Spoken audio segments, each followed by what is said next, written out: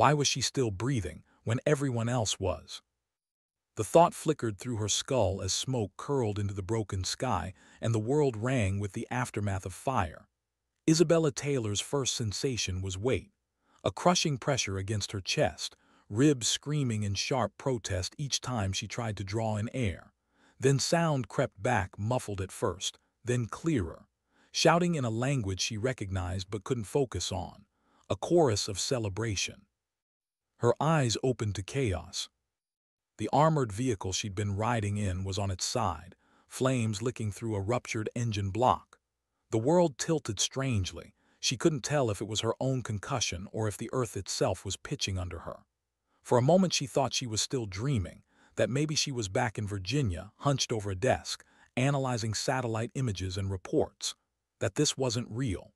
But then she smelled it, burning fuel, seared flesh, the acrid bite of explosives still hanging in the desert air. This was no dream. This was Helmand Province, and her convoy was gone.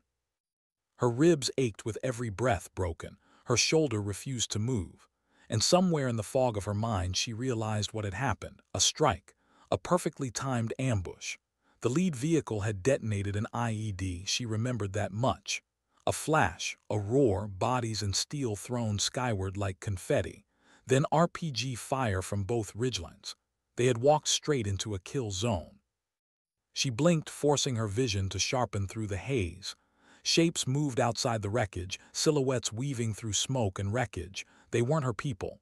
Their voices carried a different rhythm. Enemy fighters, armed, confident, victorious. And why wouldn't they be? Through a gap in the twisted metal, Isabella saw one fighter kneel beside a body that had been flung onto the sand. She watched him check the pulse, then casually fire a single round into the corpse's chest. Execution.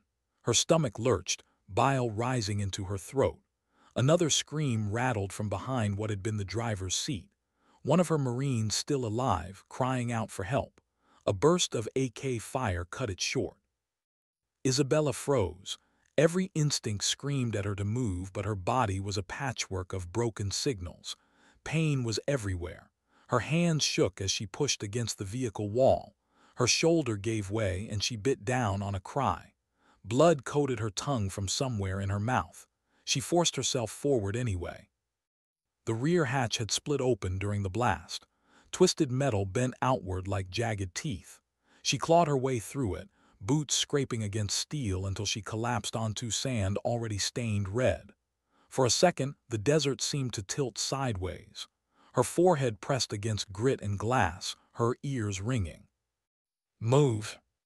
Her training whispered it louder than fear. Move or die. Isabella crawled, dragging herself toward a cluster of rocks 30 meters away. Every inch was agony, her ribs flaring with each desperate inhale, her vision ghosting at the edges. She pulled with her right arm, left one dangling uselessly, shoulder dislocated. The sand beneath her hands darkened with streaks of her blood, but she pushed forward, willing the smoke to mask her trail. Behind her, the enemy picked through the wreckage like vultures. She heard them laughing, ripping open packs, stealing weapons, photographing bodies. Then one voice rose above the rest, sharp with triumph.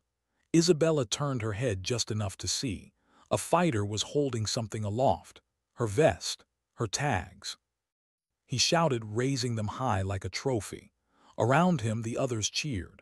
Cameras flashed in the flickering firelight. Proof of their victory. Proof that Isabella Taylor, staff sergeant, intelligence analyst, 32 years old, was dead. She lay behind the rocks, silent, her heart hammering so hard she thought they might hear it. Every nerve in her body wanted to scream, to rage, to hurl herself at them with teeth and nails. But she held still, still as the dead they believed her to be. Her chest rose and fell in controlled rhythm, forcing calm through lungs that barely wanted to inflate. 14 of them. She counted carefully through blurred eyes, not the disorganized rabble they sometimes faced. These men were trained, disciplined.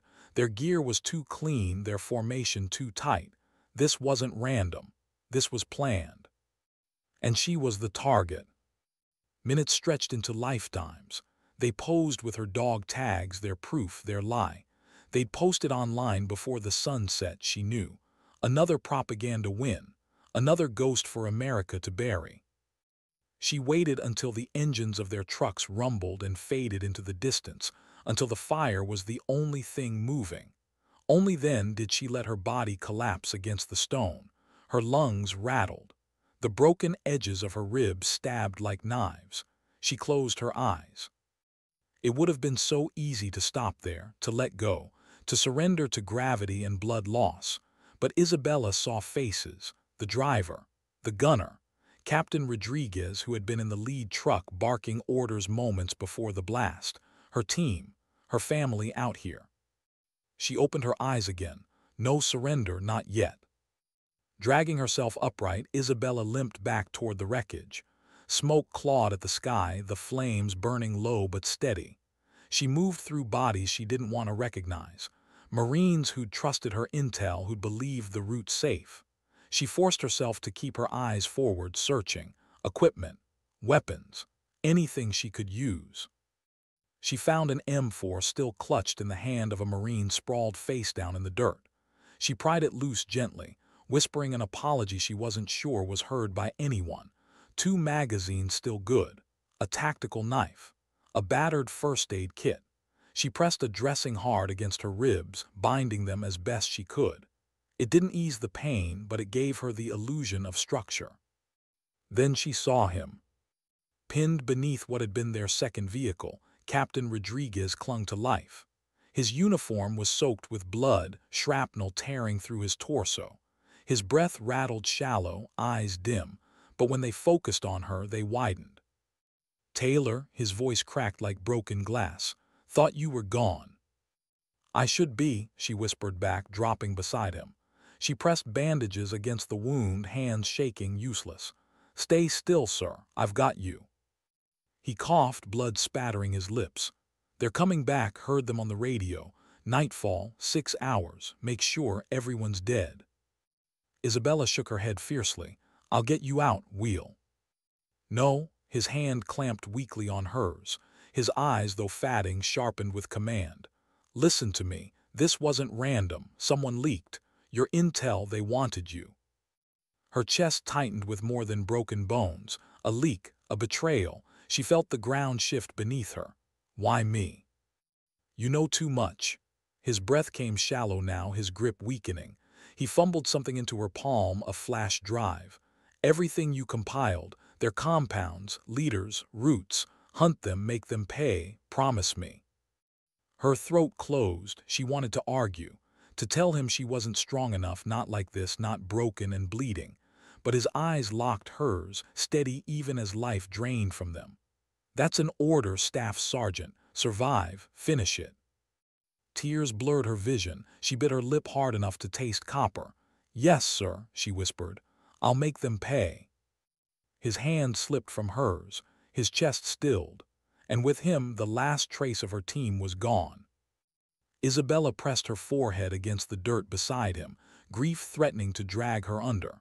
But she forced herself upright, forced her shaking hands to pocket the drive, forced her legs, barely functional, to carry her toward the open desert. Her body screamed at her to stop, but she kept moving, past fire, past death, past the wreckage of everything she had been. Because now there was only one thing left. They thought she was dead, and that mistake was going to haunt them. What do you do when your commander's last order is not to live, but to avenge? The desert stretched endless before her, a horizon bleeding into fatting sunlight. Isabella staggered across it, broken body moving only because her mind refused to stop. Every breath was pain, every step was agony, but she heard him still, Rodriguez. His voice was in her ear like a ghost, sharp and commanding even in death. "Hunt them, make them pay." Her boots dragged through sand that sucked at her weight, each footfall leaving a dark stain where blood seeped through makeshift bandages. The wind whipped dust into her eyes, stinging. Somewhere behind her the convoy smoldered, a pyre marking 7 graves. She didn't look back, not because she wanted to forget, she couldn't, but because looking back meant slowing down, and slowing down meant dying when they returned. She had hours, Rodriguez had said 6, maybe less. 6 hours to vanish. 6 hours to take his order and carry it into the shadows. Her mind replayed the ambush in fragments, looping endlessly, the fireball swallowing the lead truck, the blast wave slamming her into steel, the ringing silence that followed, the laughter, the gunfire, the final shots that ended her brother's cries. She remembered the fighter holding her tags aloft, smiling. She pressed a hand against her chest where the tags used to rest. She'd worn them since her first deployment. Now they were in the hands of the enemy, proof of a death that hadn't happened. That single fact kept her upright. If they believed she was gone, she had a weapon stronger than any rifle. Surprise. Sun lowered, spilling red across the horizon. Shadows grew long. Isabella reached a ridge line 3 kilometers from the ambush site, far enough to hide, close enough to watch. Her body wanted to collapse. Every muscle screamed mutiny. Her shoulder throbbed with nauseating pulses, her ribs grinding with each inhale. But she forced herself onward until she found it, a shallow cave tucked into sandstone, hidden from sight. She slid inside, back scraping rock, and finally let herself fall against the wall. For a moment she closed her eyes.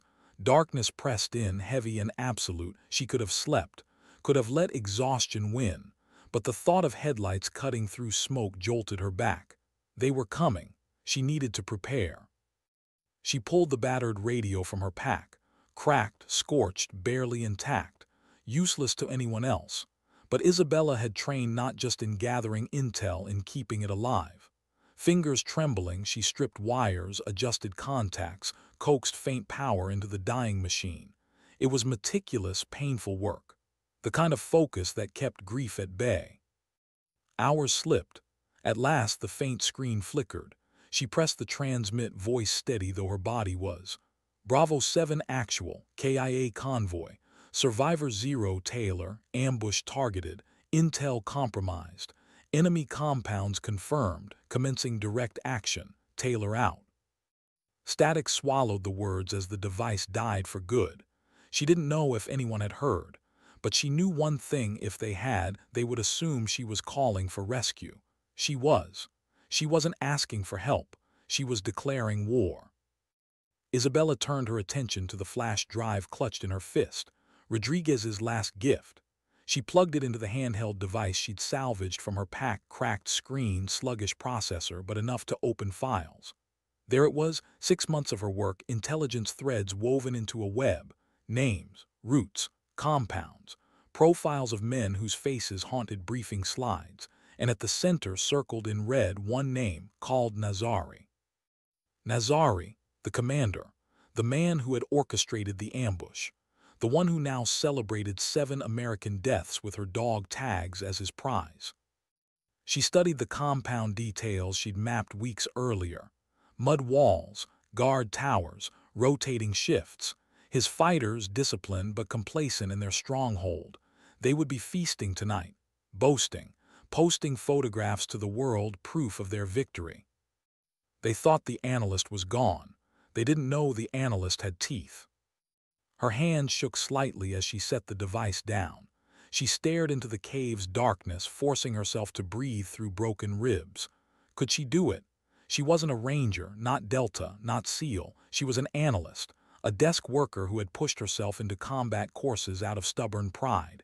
She'd been good, sure, better than some. But this? Alone, injured, half dead already.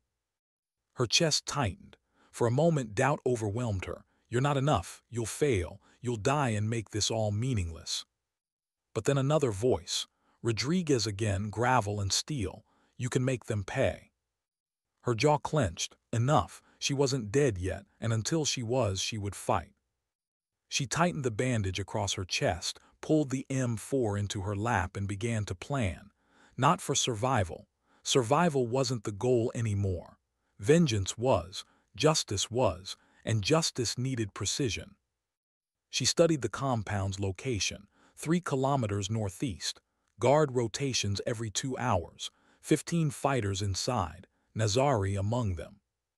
She checked her gear, 2 mags, a knife, her wits, her anger. It wasn't much, but it would have to be enough. Hours crawled past. Night fell deep, stars like cold fire overhead. In the distance, headlights appeared, cutting through smoke where the convoy had burned, just as Rodriguez predicted. The fighters returned, prowling through wreckage, ensuring their kills were final. She watched their beams sweep over the carnage from her ridge, her hands shaking as she held her rifle but resisted firing. Not yet, not from here. Instead, she whispered a promise into the desert air, a vow carved from grief and fury. You'll never see me coming. When their engines faded again, Isabella rose. Her body threatened to betray her with every step, but her will kept her steady. She moved like shadow, slipping down ridges, crossing sand, each movement practiced but slowed by pain. She gritted her teeth. She didn't need speed. She needed silence. By midnight, she lay belly down on another ridge, eyes pressed to her salvaged night vision goggles. The compound spread below, walls glowing faint in starlight, vehicles parked outside, laughter and music carrying into the night. A celebration. Her scope settled on the north tower. One fighter leaned lazily, smoking, unalert, arrogant. She drew breath, steadied, ignored the stabbing agony in her chest. Exhale, squeeze. The man dropped without sound, a body folding into stillness. Her scope shifted before his companion noticed. Another breath, another squeeze. The south tower fell silent too. Shouts rang out. Confusion spread. She used those seconds, picked off two more as they stumbled into sight. Precise, efficient. Each shot an answer to a Marine's execution cry. Each one a whisper to Rodriguez. I'm doing it, sir. Panic erupted below. Fighters ran, shouting into the night.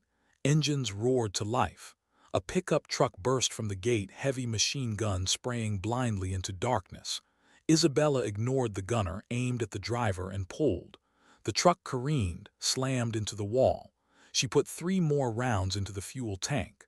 Flames swallowed the night in an instant, lighting the compound like day. For the first time since the ambush, Isabella smiled. Not from joy, from grim, hollow satisfaction. They weren't celebrating anymore. They were afraid. She pulled back before dawn touched the sky, ribs grinding with every breath, body screaming for rest. But her heart beat steady, because tonight had been proof. Proof that she wasn't just crawling away to die. Proof that even broken, she could still strike. The desert wind carried her whispered promise again. You think I'm dead, that's your mistake. And now the hunt had begun. Could one broken woman really become the ghost an army feared? Isabella asked herself that as dawn bled over the horizon, painting the desert in pale, bruised light. Her body shook from exhaustion. Every breath still stabbed her chest. Her left arm hung useless at her side. She hadn't eaten more than a handful of scavenged rations in almost 2 days. By all logic, she shouldn't still be moving. She should have collapsed and let the desert claim her. But logic hadn't buried 7 Marines in twisted wreckage. Logic hadn't pressed a flash drive into her palm with a dying order, make them pay. So she moved, one step, one breath, one broken motion at a time. The first strike, the compound raid, had rattled them. She knew it. She'd seen it in the chaos, the panic as their celebration burned. But fear was fragile. It faded if you didn't feed it. If she stopped now, they'd rebuild their arrogance. If she struck again soon, their fear would multiply. Her cracked screen flickered with maps she'd memorized long before. Next target, a supply cache 5 kilometers east. Ammunition, fuel, the bones of their operation. Without it, their weapons meant nothing. It took hours to reach, her body screaming with every incline, her boots leaving blood where bandages had soaked through. She rested in shadows when dizziness threatened to pull her down, whispered Rodriguez's order to herself when despair gnawed at her. She remembered his eyes, not soft, not pleading, but sharp, demanding. He hadn't asked her to live for herself. He asked her to carry justice. By the time she reached the supply site, dawn had hardened into day. Heat pressed against her like a weight. The compound was smaller than the last, tucked between boulders, guarded by 4 fighters too bored to keep sharp. They leaned on their rifles, swatting flies, laughing at jokes. Isabella waited. Timing was everything. She studied their routines, the way one drifted to smoke near the fuel drums, another wandered to piss behind a truck. Patterns, predictable, weaknesses they never noticed. She slipped from shadow to shadow, knife gripped tight in her right hand. The first guard never saw her coming. A hand over his mouth, steel into his throat, a body lowered gently into sand. Silent, precise. The training she once questioned, why would an analyst need to know this? Now saving her. The second she caught behind the truck, blade sinking before he could turn. The third and fourth fell just as quietly, their bodies hidden before they could shout alarm. She moved fast then, pushing through pain. She rigged fuel barrels with scavenged explosives, stacking ammo crates close. When the fire caught, it roared to life, devouring everything in violent hunger. Flames leapt skyward, black smoke curling into a signal only the enemy would understand. Your safe places aren't safe. She slipped away before the blaze drew attention, her body trembling but her mind sharp. Another strike, another wound cut into their confidence. By afternoon, she had reached a crumbling ridge that overlooked a village hut known in her files as a meeting site. Leaders came there, men who thought their plans were untouchable. She waited in silence as the sun slid lower, rifle balanced steady despite her shaking arms. 5 men gathered outside, seated cross-legged on mats, their weapons resting against walls. They laughed, gesturing at one another, one showing off a phone screen, maybe her tags, maybe photos of the ambush. Isabella's breath slowed. She sighted on the first. One shot, he crumpled. Confusion rippled. Second shot dropped another. A third before they'd even scattered. The survivors scrambled, bolting in terror. She let them run. Let them carry the story. Not Americans, not a squad. A single ghost in the rocks hunting them. By nightfall she had moved again. This time to a checkpoint straddling a narrow dirt road, a hub for movement of fighters and supplies. She lay in darkness for hours, waiting until the moon climbed high. Then she struck hit and run, quick as lightning. She disabled vehicles with precision fire, scattered fighters with flashes from her muzzle, killed 6 before the others fled into shadows. She disappeared before they could rally, vanishing into the desert like smoke.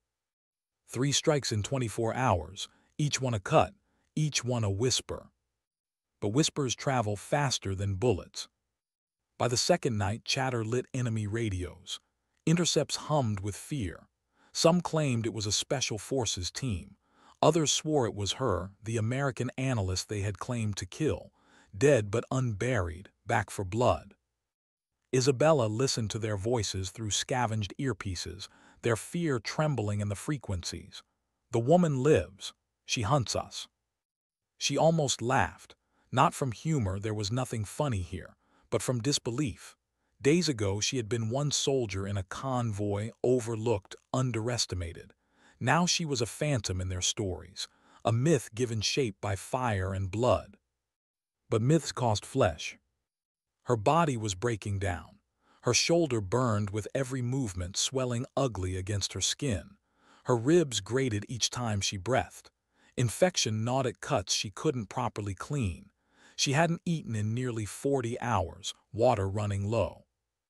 And worst of all, her mind was fraying. Nightmares bled into waking hours. She'd see Rodriguez in the shadows, eyes fixed, blood on his lips, whispering orders she couldn't ignore. She'd hear the cries of Marines who hadn't survived, their voices overlapping with the desert wind. Sometimes she pressed her palms against her ears, desperate to block them out. But they stayed. And yet she clung to them, because if they left her, she'd be alone, truly alone.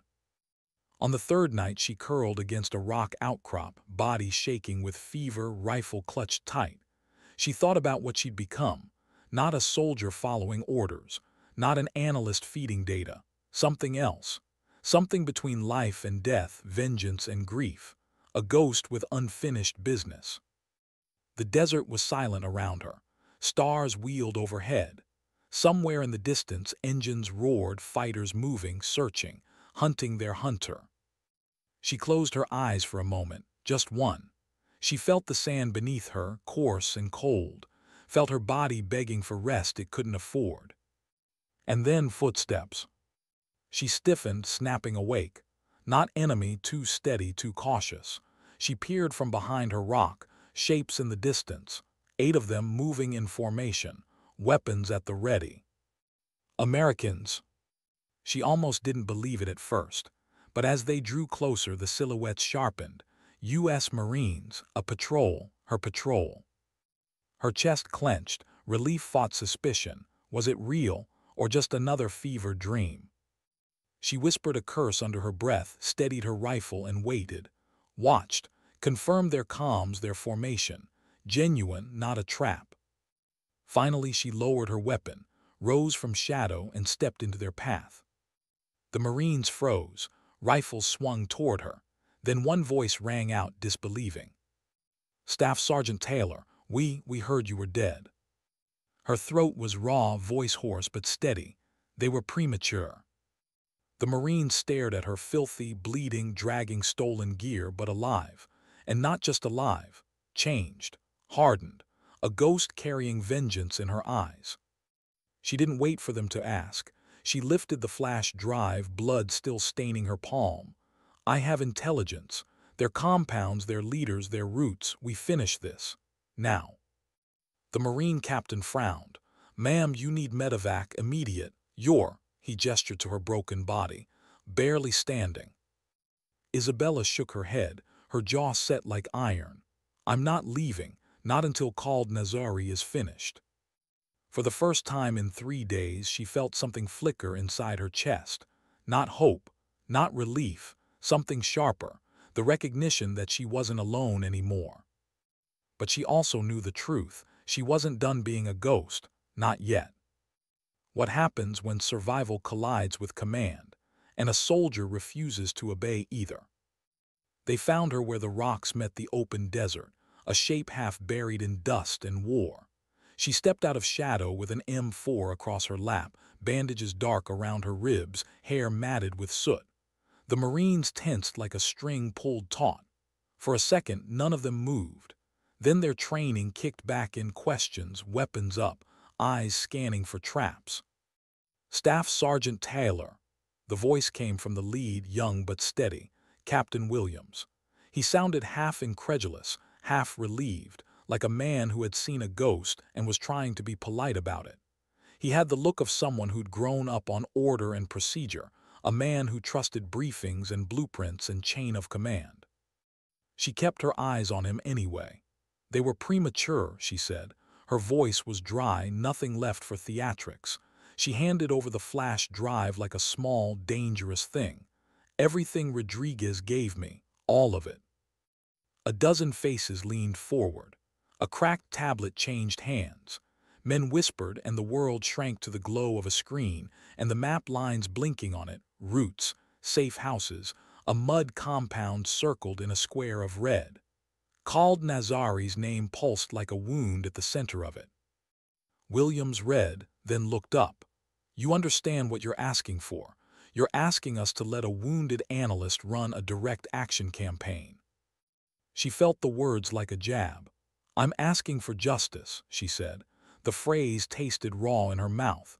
Justice was a neat word for grief and rage tied together. "I'm asking for the people under that wreckage." He watched her, close, squinting as though he were trying to find the same thing she carried, the thin filament of resolve that separated survival from obsession.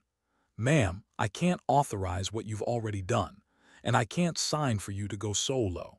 We can either medevac you and bring this intel up the chain, or we can try to take Nazari with a sanctioned operation. But you're wounded." She wanted to tell him that the wounds were the price of being alive. That pain could be a tool, a constant reminder that kept her from slipping into something worse than vengeance. She wanted to tell him that waiting for greener orders was how men like Nazari survived. But she didn't. Instead, she looked at his face and said simply, "If you put me on a medevac, I'll be scrubbed out of the picture. They'll use the intel without me. They'll take credit. And Nazari will slip away somewhere to plan another ambush. You know that as well as I do." The captain's jaw worked. We're not a vigilante unit. No, she swallowed. You're right. But I also know how they operate: patterns, routes, complacency. I know the canyon he'll take if he runs. I can predict his convoy's speed. Give me a role where I help and I'll make this surgical. I'll be your eyes. I'll give you the timing. But I don't want to be a passenger on a bird back to safety while he walks free. Silence stretched between them like a wire pulled thin. Around them, the platoon shifted, pulled from their own private calculations. Someone muttered about the regulations she'd already broken. Someone else muttered about the dead. Rules bent under grief, but they didn't break easily. Williams looked at his sergeant, at the dirt on her knuckles, at the way she held herself like a barbed shield. If I back this, he said slowly, I could be looking at an Article 15. Then be brave, she answered. There was no bravado in it. It was a worn-out argument wrapped in steel. Be brave for Rodriguez, for the others. He inhaled a careful, measured intake, leader's breath. You understand, Staff Sergeant. If this goes sideways, I'm responsible. You'll have to stand by what you did. You'll be transparent. No unilateral actions during the operation. This is a team mission. Transparency. Team. Words meant to cradle legality. She nodded once. They felt like armor she'd been offered when what she wanted was a weapon. They moved fast after that, not because haste was clever, but because time itself had teeth. The command thread hummed up the line: reports, a recommendation to extract, a borderline reprimand in draft. Leadership wanted her alive, stitched into the official narrative, not a loose end that could embarrass the chain. But when they saw the maps, and when the tablet reflected the name of a commander who had blood on his hands, the color of decisiveness shifted. Higher-ups liked results. Results muted questions. There were arguments in the temporary tent that smelled of diesel and antiseptic. Lawyers and intelligence officers appeared on the comm like ghosts, wrangling over jurisdiction. Williams negotiated the short hours they had. A single patrol small enough to move covertly, heavy on overwatch, light on collateral. His face was close to a map, the way lovers lean toward things they love. He chose 8 men. They were young and steady, the kind who listened when an older warhand leaned on a concept instead of a law. For Isabella, the planning meant more than coordinates. It was a test of whether she could translate the intimate knowledge of digital maps into the cold, clunky reality of sand and steel. She watched the men assemble, bodies moving with rehearsed economy, weapons checked, radios clipped, a cadence that felt familiar and foreign both. She dictated the approach: how to choke the escape into a canyon, where to plant the blocking elements, what time Nazari's convoy would likely be in motion. You sure about those timings? Williams asked under his breath, half command, half plea. I'm sure enough, she said. They move fast when they think they're safe. Nazari will try to escape through the gorge. No alternate routes. Single road. If we position here, she tapped the ridge on the tablet, we funnel him. He'll have to run the gauntlet. Officer jargon softened the brutality of what they planned. Funnel, trap, gauntlet. She counted on the little things that never made it into clean briefings. Fuel consumption when drivers panic, how fighters under fire bunch into vehicles, the way leadership clings to the center like a heart. She expected confusion. She expected bargaining. She expected treachery. She did not expect to feel suddenly naked with the world watching her decisions. Hours later, the sun slid down into the horizon and the team moved out. They moved not as a solo Avenger but as a unit, boots whispering, breath low, radios on silence until the right moment. Williams walked beside her for the first hour, not as an officer reading maps but as a captain feeling the burden of men.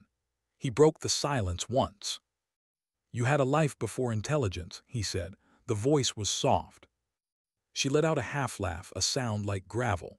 You could say I had lots of small lives.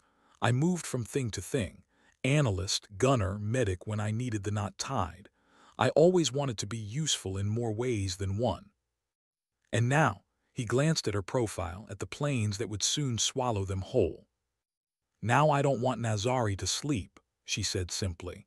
The desert reflected her sentence like a mirror. You could read those words as moral clarity or as a confession of damage. For Williams, they were both. He was, by nature, a man who weighed risk but was not blind to righteousness. He watched her for a long moment before nodding once. Then we do it right. No theatrics, no lone heroics. You get us the timing, we provide the force. They crested a low rise at dusk and paused. The canyon mouth yawned below, a cut in the desert the enemy used like a vein. Lights from a distant convoy smeared into the dark like a smear of planets about to align. Isabella's chest hurt, every breath slicing at the raw place where ribs had been broken. She felt the world narrow down to a single white dot in the night, a headlight in the black. An old reflex came back, the analyst turned hunter, as she listened to intercepted chatter piped through William's earpiece. Nazari's men spoke like men with too much confidence, too many empty calories of bravado. "We are safe," one of them said in clipped language. "They thought they killed us." A small, cold thing inside her tightened. They had celebrated before checking. That arrogance got people killed. She had seen it with her own eyes. She had lived in the hollow where their teeth had closed. Williams tightened his grip on his rifle and touched her shoulder in a gesture that was neither tender nor military, something in between. He didn't say anything. He didn't need to. The plan was set. They would move into position in the canyon throat, cut off exit points, set the ambush, and rely on Isabella's timing to give them placement advantage. A quick, clean strike was the goal. Capture Nazari if possible. Kill him if necessary. They waited like that for hours. Time is a different animal when you hold a rifle and watch a road. It stretches to the length of a heartbeat, then crumples. Conversation dropped into clipped, tactical murmurs. Men breathed the same air and felt the same dark. Each soldier had a private ledger, someone they had lost, someone they wanted to protect. Isabella felt the ledger of 7 names weigh on her like a physical thing. She could count each of them in her head, the way some people count rosary beads. The moon climbed and the convoy lights grew. The first vehicle crawled into sight, engines humming, dust rising like ghosts. Then another, then a third, a solid line of metal and man. At the head of the middle vehicle, her scope had told her the figure she wanted to see. Nazari. He moved with the arrogance of someone who believed himself untouchable. She whispered one word into the night, a single syllable into William's ear via the radio. Timing. It was a promise and a philosophy. Her finger tightened on the trigger of a life she'd chosen the moment she crawled from wreckage. In that slender second before action, a memory slipped through her, Rodriguez's hand, damp and warm, pressing the flash drive into her palm. His eyes had been sharp at the end. "Make them pay," he'd whispered. She had kept that whisper alive like a lantern through wind. She had carried it this far, past law, past pain, past the point where sleep felt like a betrayal. The world contracted to 2 things: the small red laser dot on a windshield and the cadence of men counting seconds. Then, as if on a cue, the night split. The lead vehicle lurched, tires screamed. A driver's head snapped back in a uniform of panic. The canyon erupted. It would be over in minutes, or it would become the place where they all learned what it meant to carry consequences. William's voice in her ear was tight with command. Now. And Isabella, who had been rejected by orders and reborn by grief, pulled the trigger. She could not have known then that the choice she made in that split second would ripple forward, that it would etch her name into rumor and order, into commendations and investigations alike. She only knew the present, hot and dangerous as a coal, that her team was on the move, that her enemies were in motion, and that for the first time in 3 days she wasn't alone in the dark. She was part of a plan, but more than that, she was still the thing that had walked out of the wreckage with a flash drive and a burning promise. Sometimes survival collides with command and sparks a new law, the law of consequence. Tonight, that law had teeth. How long do you carry a victory that sits heavy as a weight on your ribs? The canyon smelled like spent gunpowder and hot metal. The night was full of sounds you only hear after being very close to death. The high, thin keening of damaged radios, the wet whisper of medics at work, men who laughed too loud to keep panic from creeping in. Isabella tasted dust and iron and the odd sweetness of adrenaline. Her hands trembled, but not from cold. They trembled from the knowledge that something she had set into motion could not be taken back. Nazari's convoy lay ruined where it had tried to pass through the gorge. Vehicles twisted like discarded toys. Bodies were slumped in seats and splayed across the road, some still, some moving with the frenzy of the mortally wounded. The Marines moved through the scene in the slow, efficient way of professionals: check, secure, render aid, collect. They moved as if rehearsed for this moment for a lifetime. Isabella watched them do what she had done alone for days, felt the weird wash of relief and estrangement. Relief that she was not the only hand to touch this outcome. Estrangement because the outcome was the result of her private ache, her promise to a dead captain. They found Nazari pinned in a vehicle that had become a burning shell. He tried to flee, but the canyon had conspired against him. They pulled him out. He was dazed. Blood smeared his face. Another man with a scar across his cheek hissed something at Isabella in the enemy's language that sounded like a prayer. Nazari's eyes fixed on her like a man seeing an accusation he could not afford to answer. William stood near, his jaw tight. He watched the capture with the same professional detachment he used when watching a training exercise end. But when Nazari looked at Isabella, the captain's face changed. Command recognized purpose. Command knew what had pushed this fragile, crooked line of events into being. Williams met her gaze for a moment, no need for words. "We did this together," his eyes said. But the unspoken part lingered. "You did the work that made this possible." In the immediate hours after, they worked in a blur. The prisoner was packaged and secured. Evidence collected. Field medics patched wounds on both sides of the line, a practice that felt like a small, stubborn morality in a world that had been unkind. Isabella's own bandages were tightened. A medic, young, with steady hands pressed fresh gauze against a stubborn wound on her flank and gave her water in a canteen that trembled against her lips. The liquid was warm and tasted like survival. She slept in fits. Between the moments she dozed, she dreamed of smoke and faces. Rodriguez's voice carved into the night: "Make them pay." Sometimes his whisper was comfort. Sometimes it was accusation. She woke with her palms sticky with dream blood and the memory of hands that had been hers, hands that had killed to avenge. The concrete steps that followed were bureaucratic and inevitable. They called a formation at dawn. A dust-torn tent became a theater for questions. Higher headquarters wanted reports. Legal teams wanted statements. Interrogators wanted to read Nazari and his men like open books. Isabella sat, still bandaged, and watched adults in clean uniforms convert chaos into paperwork. She answered in short sentences. She left out long fragments. For hours she folded herself into the sparse truth: where she'd been, what she'd done, who had been in the convoy. When they finally brought her into a debrief, the room smelled antiseptic and coffee. The colonel across from her had a face that carried the weight of paperwork and consequence. He looked younger than she expected for someone who had her kind of power. He folded his hands on the table like a man arranging facts into neat columns. "Staff Sergeant Taylor," he said, voice careful. "We recognize the outcome. You eliminated a significant portion of the regional threat.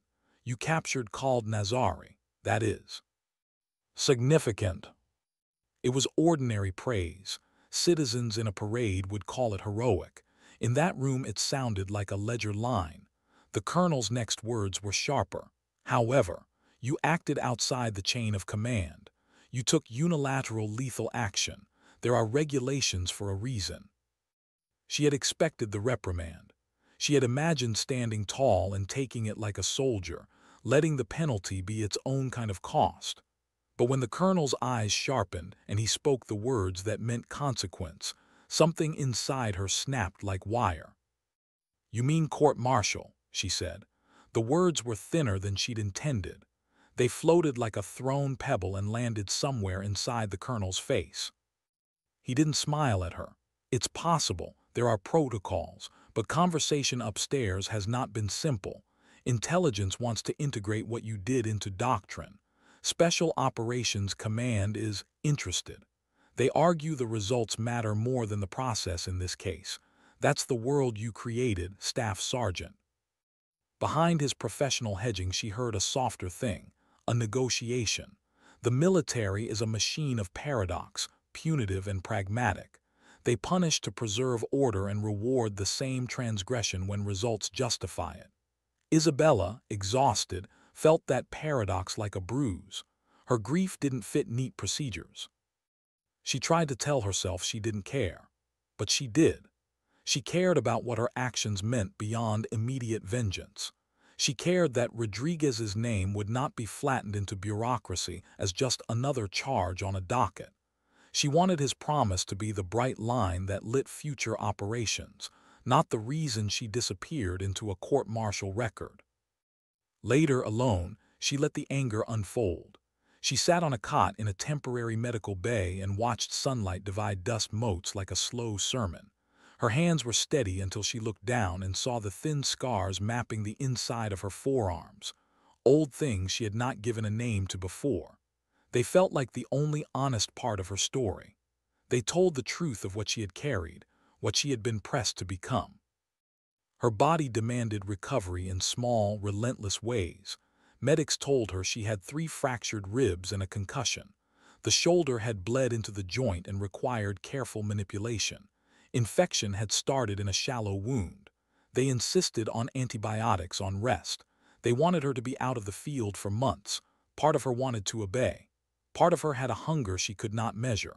The hunger had a name: responsibility. The men beneath the truck had looked to her for answers in their final moments. She could not pretend that her survival was just a personal thing. When the colonel offered a choice veiled as guidance, Isabella's answer came not from law but from memory. He said softly, "You can accept an administrative transfer and counseling, or you can accept a different path. Special Operations Command wants you. They will want you trained up, aggregated into their models. They will institutionalize what you did. There will be conditions. There will be oversight." There was a long pause. She had imagined being punished. She had not quite pictured being recruited. The image of Rodriguez's hand, slack against the sand, was not easily negotiated away. If she took the offer, it would feel like trading grief for duty. It would feel like turning his death into a blueprint. She hesitated, thinking of the quiet that followed a firefight. The way the desert holds memory like a ribcage holds breath. She thought of Captain Rodriguez and the simple, blunt command he had given her. Survive, finish it. She had done both.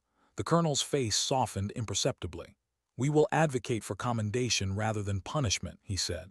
"But there will be expectations. You'll have oversight. You'll be part of teams that marry intelligence with direct action legally. You'll teach others." "Will you do that?" She answered with a word that tasted like both concession and a vow. "Yes." The months that followed were quieter than the chaos, but just as hard.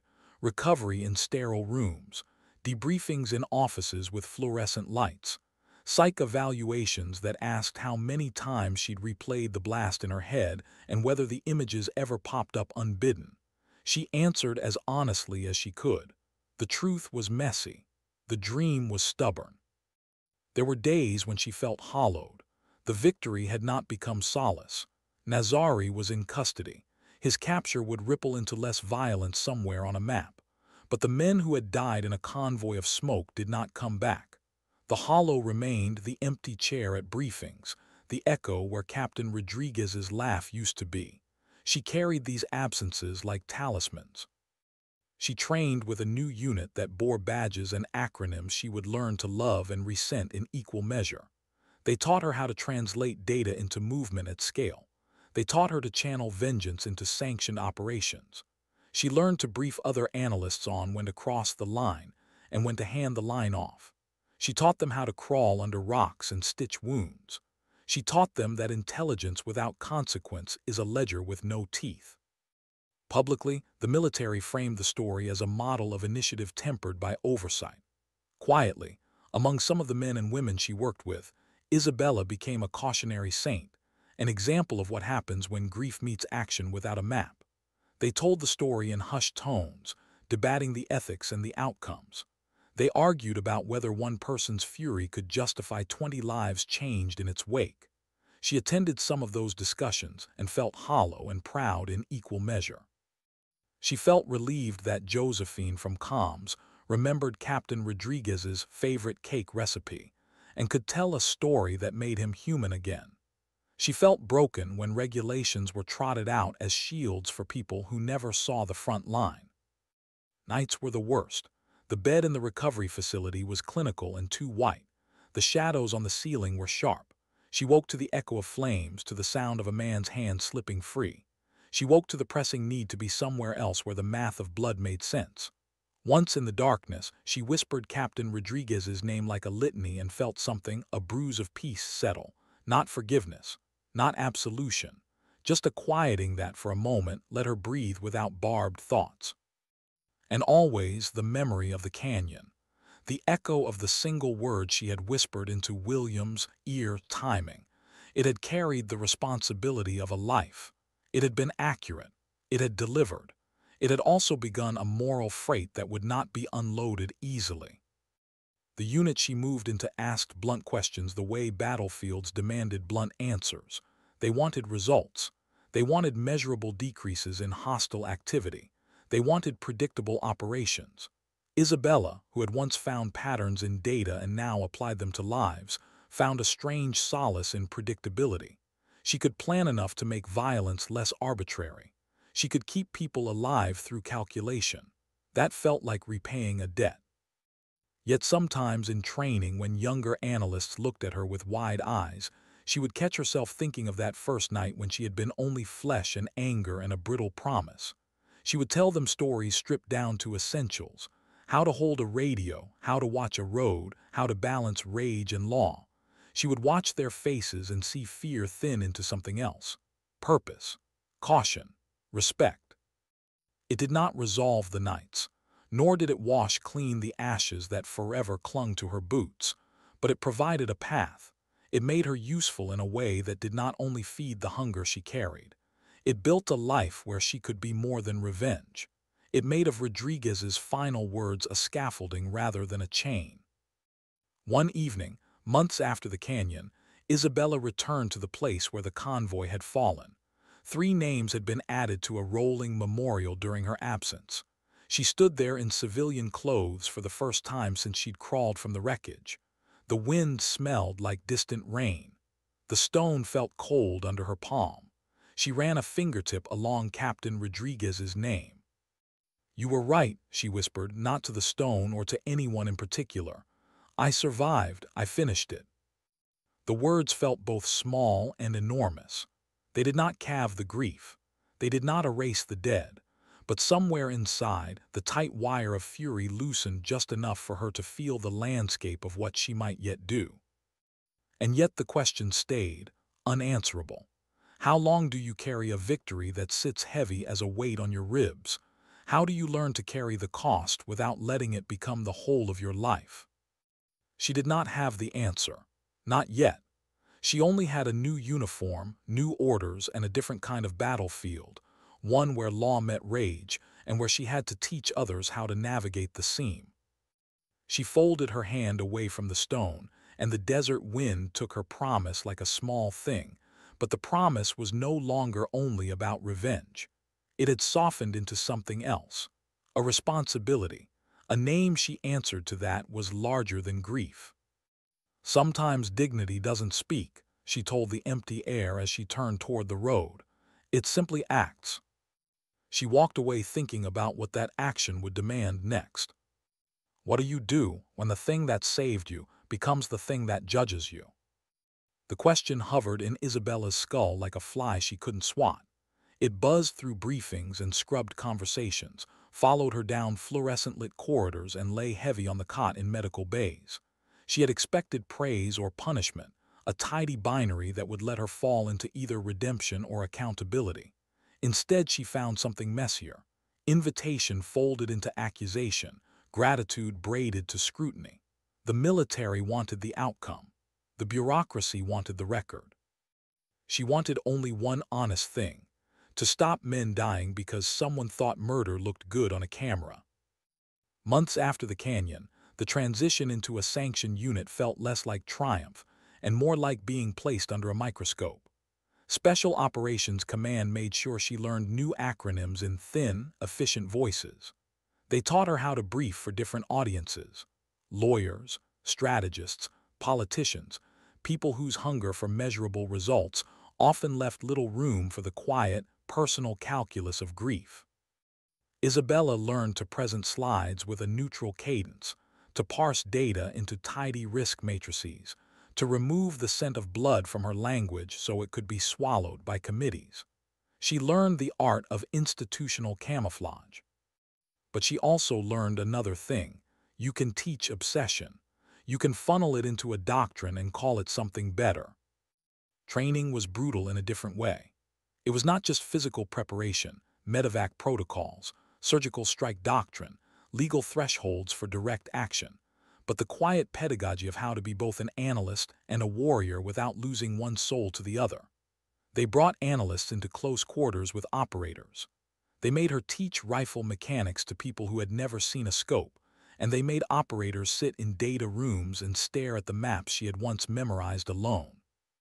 She showed them how to read a road like a heartbeat, how to listen for the little things that reveal movement. She taught them to balance the coldness of numbers with the heat of consequence. On the first day she stood in front of a group of eager, frightened analysts and operators, she felt almost like a fraud. They wanted a legend. They wanted the ghost story that justified their courage. Instead, she told them a small truth: intelligence is not safe. It is a responsibility. If you hide behind papers and never move, lives die. If you move without a plan and without the law, lives die in ways we never signed up for. Learn both so neither kills you. They took notes. Some of them looked relieved that discretion had been found. Some of them looked frightened by the moral equation she'd offered. She saw herself in their faces, a younger version of the woman who had been stuffed into a vehicle that exploded because a root leaked. That memory never faded. It sharpened into a compass. She rose through shapes of responsibility quickly, not out of ambition but necessity. They needed someone who could cross the seam between digital patterns and on-ground timing. They needed someone who could brief a raid and then, if circumstances allowed, be the voice that whispered timing into the ear of a patrol. She tried to believe the promotion was an acknowledgement of skill. In private, she admitted it was a trade. The institution bought her rage and repackaged it as doctrine. Despite the new uniform and better food and real medevac plans, old scars remained. Nights were the worst. She still woke to shadows that looked like ridgelines and the sound of far-off laughter that used to belong to men who didn't wake up. She still had a private ledger with 7 names. The unit gave her camaraderie and a duty that softened loneliness, but it could not fill the empty seats at briefings or quiet the image of Rodriguez's hand falling slack into the sand. That image was stitched into her like scar tissue. It healed, but it never became supple. A year passed in a blur of operations that were, in some ways, exactly what she'd wanted. The unit executed intelligence-driven raids with surgical care. They dismantled networks, cut supply lines, intercepted communications. Each successful operation sank a spike into the heart of the enemy's ability to harm American forces. She watched men come home who might have otherwise not. That felt like repayment. It felt like a slow, steady tending of a wound. But the same pattern that had pushed her into action once returned like a cold tide. There were more ambushes. There were patrols that met IEDs with the same ruthless precision as before. Each incident echoed back to the convoy. Each one made questions bloom. Who was leaking? How did routes that were supposed to be secure get disclosed? Who had a motive for wanting their men dead? The question of the leak grew into a quiet, insistent rumor. It threaded through intelligence rooms where analysts pored through chatter, through debriefs where operators wiped sweat like a smudge you couldn't clean. It became a puzzle that did not want to be solved. She revisited logs and flagged patterns that didn't make sense, repeated access to route plans from a single terminal that wasn't assigned to anyone on the roster, encrypted messages that dissolved into plain text a heartbeat before intercept. a contractor who consistently showed up in the same province with suspicious timing. The threads tugged at her like a sleeve that wouldn't let go. Then came a whisper she hadn't expected. Not all leaks were external. For the first time since Rodriguez died, something inside her clenched into suspicion that cut close to home. If someone inside their own systems, someone with access, someone with motive, had sold the root, then vengeance might be only the start. Exposure could be a weapon. Sabotage could be a strategy. That realization produced an ache in her ribs different from pain. It was a moral vertigo. If the enemy had collaborators inside, they could not be hunted only in the desert. They had to be found in offices, in contracts, beneath the fluorescent glow of operation centers. She began to follow shadows that smelled of coffee and paper. She sat in data rooms and watched analysts come and go. She examined access logs with the mechanical steadiness that had once made her good. Times, IP addresses, permission changes. The puzzle pieces clicked into uncomfortable patterns. A liaison officer's account had been used to pull root files the night before the convoy left. The liaison had been cleared, polite, smiling. A man who'd spent his life in binders and contracts. He had a face that spoke of someone who attended barbecues and didn't look like a murderer.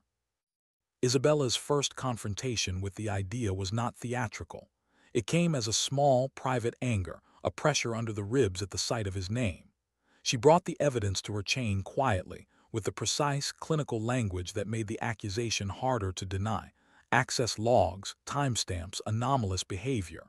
The system moved as systems do. Internal affairs made inquiries. The liaison was pulled into interview rooms with bright lights. He presented a series of stories so plausible they fit like new bandages. Misattributed access, a proxy login through a contractor, a password shared in a moment of fatigue. He was contrite. No smoking gun, just a hazard, a human error. The bureaucracy bowed to its own tendency to close and heal. No charges, no spectacles. An administrative reprimand, a memo, a policy update about password hygiene. She felt hollowed by the outcome. It was not enough. Not for the men who had died. Not for a throat full of promises she'd made at their graves. Then on the morning of a routine intel brief, she saw him, the liaison standing at the back of the tent, coffee in hand, looking clean and comfortable. He smiled politely at the colonel and then at her. The smile was small and bright, like a coin that had been polished. Her face went cold. She watched him as if he carried a scent no one else could smell. People continued to shake his hand. Everyone was tired and distracted. He blended in like a single thread in a tapestry. That night she watched him from across a comms room. He left the building late, walked to his rental vehicle and drove toward a private airfield. He carried a case. The logs showed his badge pinging out of range at the same time. She felt the face of betrayal like a second wound. But this time, instead of rushing for a visible strike in the dark, she did what Rodriguez had taught her in a different voice. Collect information, confirm patterns, build the chronology. She set a trap built from patience. Her unit moved quietly, not to make arrests that would cause scandal but to collect evidence that would not be erased. They used the legal scaffolding the colonel had insisted upon. They tapped surveillance, shadowed the liaison's movements, intercepted calls. The more they found, the more the picture hardened. He took payments through cutouts. He coordinated with a person whose voice matched intercepted chatter in the province. It became a thread that led to a contractor who'd been seen in the ambush zone the week before the convoy. Motive and means aligned like two magnetic plates. When they finally struck, it was methodical and quiet as the opening of a safe. They detained the liaison at a checkpoint while he tried to board a flight. He had prepared for this. His composure did not crack. The man was neither a cartoon villain nor a demon. He was a reasonable man with a neat desk and debts he could only see the way a drowning man sees a lifeline. He had reasons, greed, fear, a complicated web that made him human and criminal at once. He had signed away 7 lives because money and fear bent his moral spine. Interrogation rooms are cold in the way that certain things are cold. They remove color and replace it with facts. The liaison rolled words like small stones in his mouth, excuses, partial truths, admissions that stopped short and started again. He talked about pressure, about local payoffs, about survival strategies in a war economy. He did not, in the end, offer remorse like cleanliness. He offered remorse like a ledger entry, accounting for damage with numbers that never added up to the weight he'd created. When they processed him, when legal read the charges and the colonel sat with grim lines on his face, Isabella felt a strange lightness. Not triumph, not closure. It was as if a shadow had been peeled back and a rotten smell aired out. There was still blood. There were still graves, but at least now the wound had the shape of a cause and not a conspiracy without a face. The unit awarded them a small, bureaucratic victory. The liaison was court-martialed. Contracts were reviewed. Policies were tightened. In the quiet rooms of operations centers, they called it risk mitigation. On the ground, for families who had lost fathers and sons, the words did not strip the ache. They did, however, give Isabella a dangerous thing: confirmation that the enemy was not only across a valley but sometimes wearied and shallow within the camp. The betrayal had come from a human, inside their own house. That revelation changed her, not in ways that suited the press or policy documents. It changed the way she trusted. It made her look sideways at faces she used to find reliable. It taught her the brittle edge of institutions that could both save and swallow you whole. She became more methodical, less trusting, and more careful with the soft, human things, friendships, gifts, moments of rest. She kept them small, like contraband. In the training rooms, she taught the younger analysts to watch not only for tales in the data but for tales in human behavior. She told them stories not to frighten them but to warn them. People leak because they hurt, because they're paid, because they're afraid. The why is never simple. Understanding it keeps you from being surprised. Yet she did not become cynical. In the long, quiet hours after the liaison's arrest, she found a new thing settling inside her chest, a resolute, quiet armor that had nothing to do with medals. It was the knowledge that the warfare that killed her team could be countered in more ways than bullets. Systems could be fixed. People could be caught. The enemy could be disassembled piece by piece. The ache never left, but it found a new shape. It became a ledger of purpose not only for revenge but for repair. She would hunt outward in the desert, but she would also watch inward, inside her tent and across her screen, because the war had cracks you could mend if you found them in time. One night, months after the liaison fell into custody, she sat alone on the roof of a safe house and watched the horizon flare red as the sun set. The wind tasted like burnt cedar. She folded her hands over her knees and thought about Rodriguez, and about the men who lay under a stone with their names carved upon it. She whispered all their names into the dusk, not as a prayer but as a promise. She had not been looking for godly absolution. She had been looking for a way to stop the same pattern from repeating. She realized now that justice was not a single shot in the dark. It was a long, deliberate stitch. Her chest ached. Her hands trembled sometimes. She was still haunted, but she had stopped being merely a survivor of one night's carnage. She had become part of a small, stubborn line of people who would make sure other convoys had more angles of protection than they once had. She taught, she hunted, she fixed what she could. And somewhere toward the back of her mind, a larger shadow remained. The war was not finished. There were leaders still at large, networks still breathing. There were moments yet when a single timing decision would matter more than lives. The work would return her to dark places. She accepted that. She understood that the path ahead would demand not only her body but her willingness to hold uncomfortable truths. She stood then, felt the cool night on her face, and let the weight settle differently. The ledger of 7 names was still there, but the shape of the thing she carried was changing, from raw vengeance into an architecture of prevention. She whispered into the dark, not to any one ear but to the desert and to the men who had taught her the value of motion over surrender. We watch now. We make sure the leak has nowhere to go. We weave safety into every line. And for a brief moment, exhausted and determined, she allowed herself the small, dangerous emotion of hope. Could one last road still change everything she'd learned? They called it the last remaining node, a shadow threaded through markets and safe houses, a man who stitched together supply lines and paid informants with the kind of care that let violence bloom. Months after the canyon, after courts and briefings and a new unit that wore her scars like a uniform, Isabella watched the map light up with a route she had traced before. Different names, same hunger. The network hadn't died because Nazari was captured. Networks didn't collapse that easily. They adapted. They pushed their roots deeper into contracts and cheap loyalties. They survived on quiet things, bribes, fear, the assumption that no one was watching. She could have handed the problem to others. Protocols existed for chasing shadows, but the ledger in her mind, 7 names, was not a document you shelved. It was a template for action. She learned to turn vengeance into procedure, grief into briefing slides. But some problems still demanded a body present in a dark place, a finger that could measure timing by breath. "Is this necessary?" the colonel asked in the planning tent. He was older now in ways that showed in the small creases at his eyes.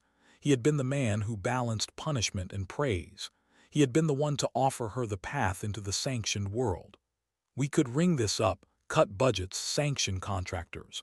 There are ways that don't put you at risk." She folded her hands, the scars on her forearms like punctuation. "We can do that," she said, "or we can stop the thing at its root." Her voice was steady. She learned how to make stubborn statements into orders. "He uses a single coastal route to funnel arms. He trusts a convoy that leaves at dawn.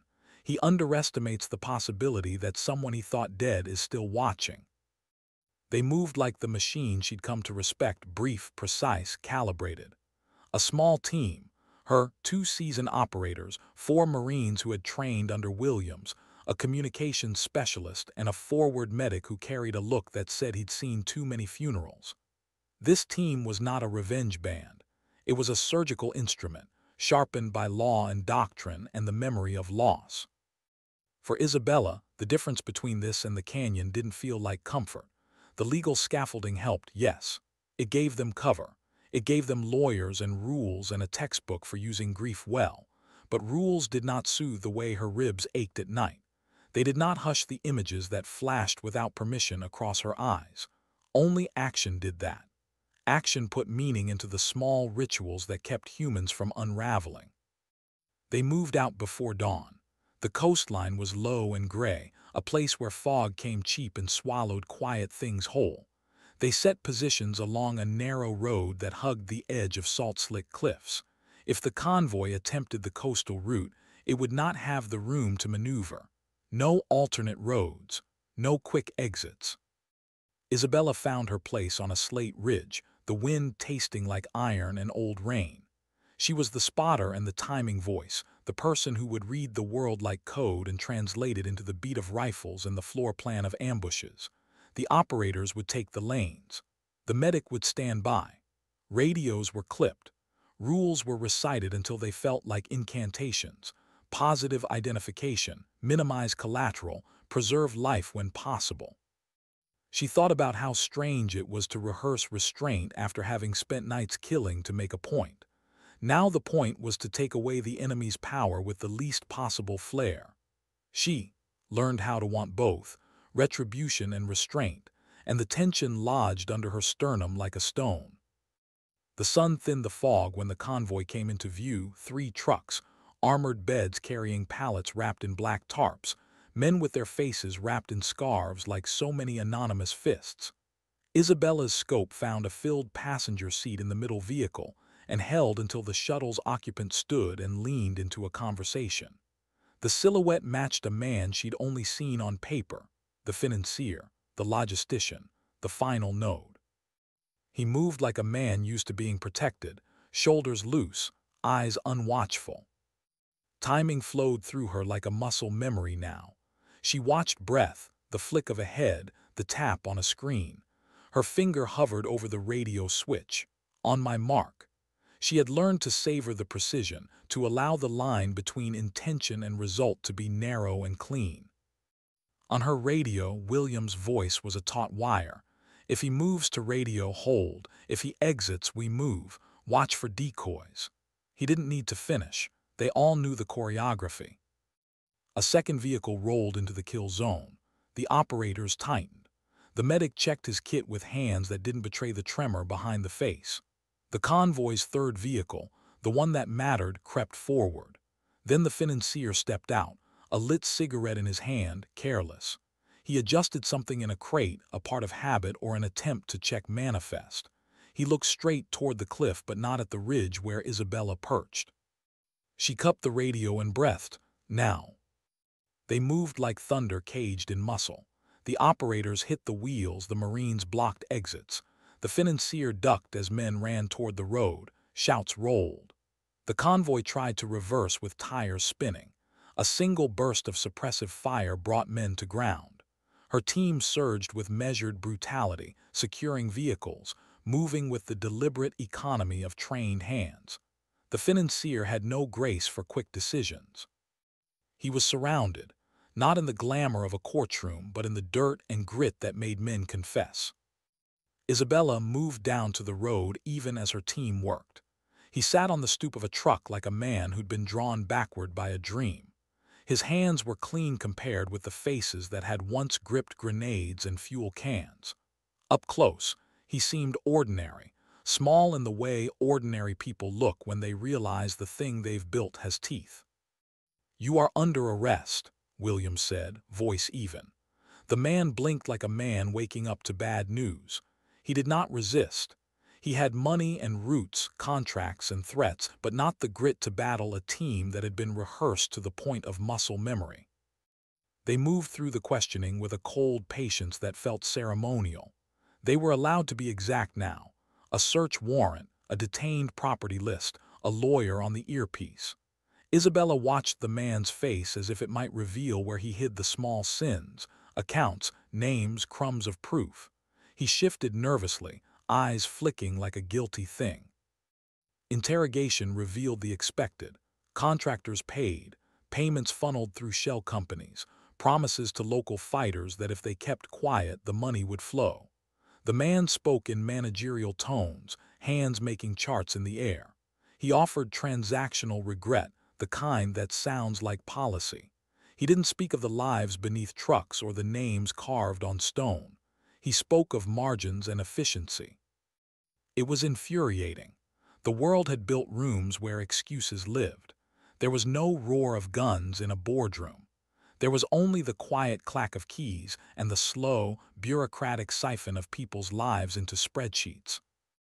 But in the end, the man could not hide the ledger. They found transfers, cash-stuffed envelopes, ledgers with names she recognized. They found a picture, a thin, grainy photo of an ambush day taken from the enemy's side. There in the corner, someone had held up dog tags. Isabella felt a cold then, a memory yanked forward like frost. He would face trial. Contracts would be cut. The network would stutter and cough. It was the sort of victory that came with paper and time rather than fire. It steamed less and left less visible smoke. It felt adult and bureaucratic, which meant it was doing work that could last. But victory had a cost even when administered by the courts. One of the Marines, a young private who had watched Isabella with a sort of reverent caution since the canyon, did not come home. He stepped on an IED 3 days later during a secondary sweep, a remnant of tactics woven before the financier's arrests. The blast took him in a way that the spreadsheets could not predict. Isabella stood over the crater where he'd fallen, the sky a pale, indifferent blue.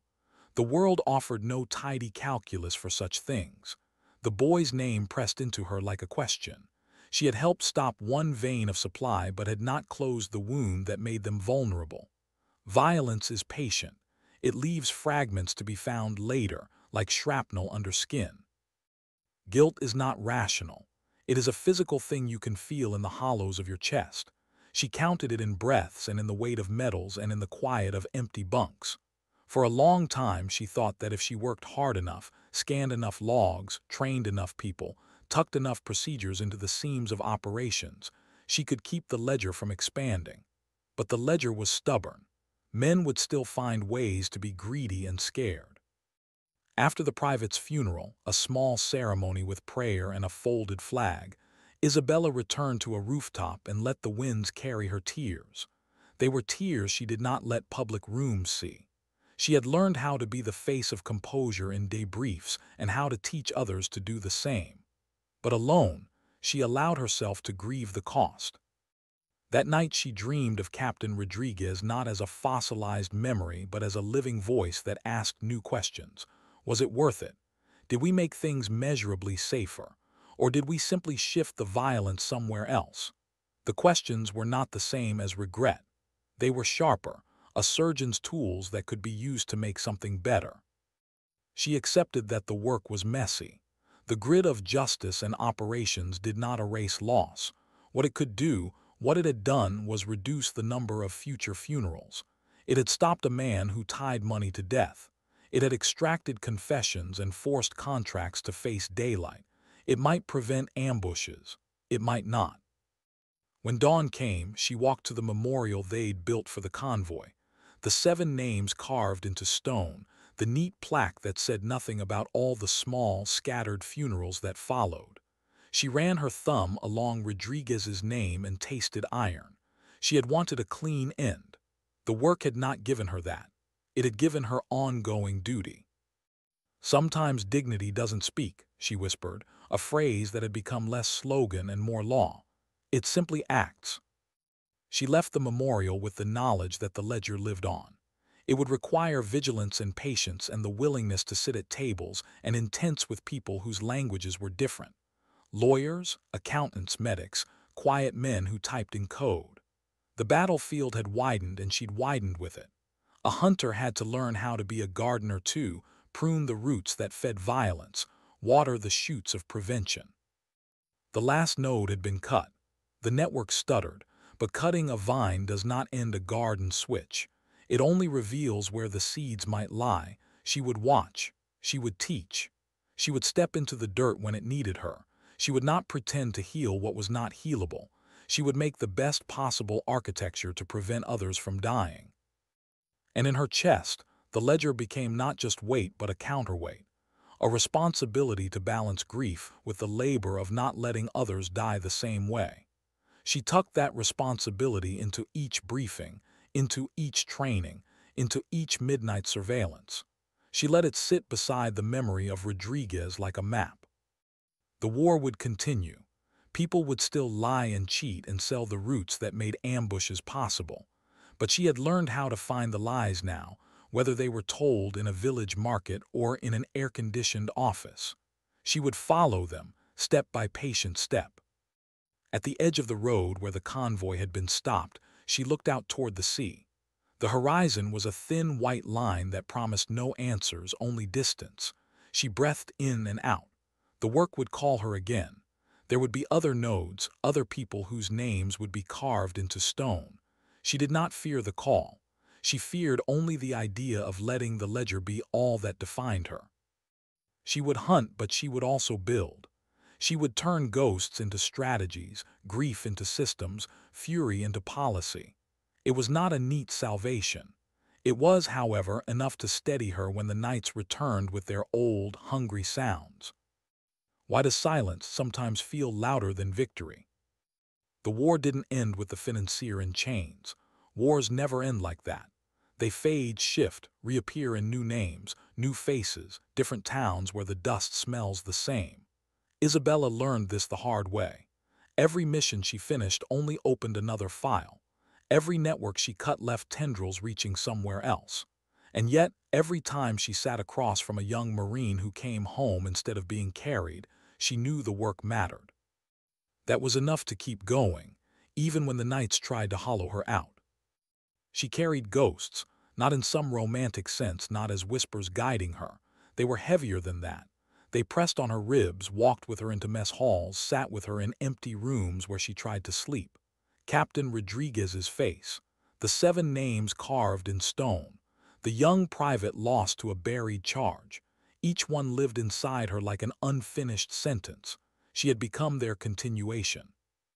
The unit adapted around her. Younger analysts and operators called her ma'am with a reverence that made her uncomfortable. They didn't know the rawness of her first days, the reckless way grief had driven her into the canyon. They only knew the myth, the ghost who hunted, the woman who turned vengeance into doctrine. Myths are easier to follow than human stories, but she tried every day to remind them of the humanity underneath. "You're not invincible," she told them during briefings. "You're fragile. That's what makes you valuable. Treat each other like it matters, because it does." Some listened, some didn't. War has always attracted both the careful and the careless. Her own carefulness deepened. She became almost methodical in the way she taught restraint because she knew what it was like to lose it. She told them not to rush, not to let fury write their plans. But in quiet moments, when the room emptied and the projector still glowed, she wondered if she was telling it to them or to herself. One night, after an operation that ended with more prisoners than casualties, something that once would have felt like compromise but now felt like a kind of redemption, she walked alone to the edge of the compound. The desert wind was dry and sharp. Stars burned overhead, too bright to look at for long. She thought about Rodriguez, about the last words he'd spoken, half a command, half a plea: survive, finish it. Had she? Survival wasn't the hard part. She learned to breathe through wounds, to drag herself through fire and gravel, to keep going when every part of her body screamed otherwise. The hard part was finishing something that didn't want to be finished, because war was not a single convoy or a single man. War was a system, an economy, a machine that kept rebuilding itself. What she had done, what she still did, was keep the cost lower for her side. That mattered, but was that finishing it? She pressed her palms together and felt the ridges of her scars against each other. They were her reminders, her tally marks. They said, "You paid, you survived, you kept your promise." But even scars don't always tell the whole truth. When dawn came, she stood in front of the wall again. The stone was cool beneath her hand. 7 names, one more added later. Each letter cut into the surface was sharper than memory, because stone doesn't fade. She spoke their names aloud, her voice catching in the wind. She wanted them to know she still remembered, that she hadn't let bureaucracy or promotion dull the edges of her grief. Then she whispered something she hadn't said before: "I forgive myself." It startled her, the sound of it. Forgiveness wasn't something she thought she deserved. But she realized, standing there, that carrying ghosts forever didn't bring them peace. It only chained her to their deaths. She could carry their memory without carrying their death like a wound that never healed. Maybe that was what finishing it meant: not ending war, not ending grief, but learning how to let dignity walk beside you without it consuming everything else. The war continued. Operations blurred. Young soldiers came and went, some leaving their names in stone, others leaving with medals. Isabella kept teaching, kept hunting, kept building. She became, slowly, something quieter than a ghost, a witness. Someone who could tell the truth without needing to shout it. Someone who could show by example that survival wasn't just a matter of luck, but of choosing to live afterward. One evening, long after the last major node was dismantled, she sat with Williams under the fading light. He had more gray in his beard now, more lines at the corners of his eyes. They didn't talk much, they never needed to. Finally he asked, "When you look back, do you regret it?" She thought for a long time. The canyon, the chase, the tribunal, the liaison's betrayal, the financier in chains, the boy lost to a hidden charge, her scars, her ledger. "No," she said at last, her voice steady, "but I grieve it every day." Williams nodded, as if that was the only answer that mattered. When he left, she stayed. She looked at the horizon and let the silence stretch. The silence wasn't empty anymore. It was full of memory, of ghosts, of lives saved, of lives lost, of choices made. It was the kind of silence you don't need to fill with words. Sometimes that's all survival is. Not shouting, not justifying, not even finishing. Just standing there, still breathing, still bearing witness.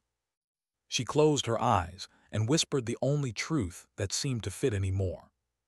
Sometimes dignity doesn't speak, it simply acts.